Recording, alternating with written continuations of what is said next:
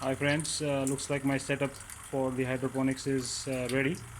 So just to quickly describe, so this is basically my reservoir tank.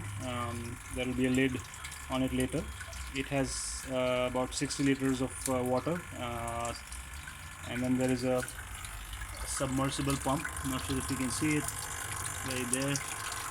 That I brought from Amazon. I think it's about 500 bucks, 500 rupees. And this is my these are my two plants. One of them is a tomato and this is a eggplant, and then the net cups I procured it from Amazon. This is a timer. uh, the the white adapter with the numbers on it is pretty good. It helps you turn it on and off for specified intervals. Right now I have it on for an hour, and then it sleeps for about 2 hours and switches on again during daytime. During nighttime, I believe the requirement for water will be lesser, so the sleep time will be about 3 hours. So this is the timer helps you control that. So this is just set up the water. The nutrients are already mixed in the water.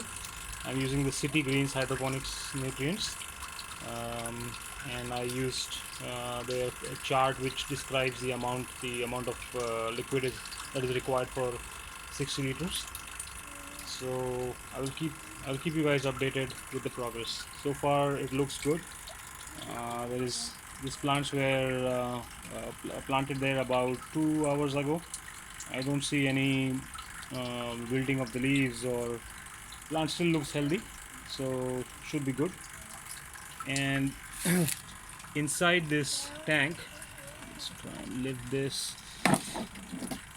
So inside this tank, you can see there is.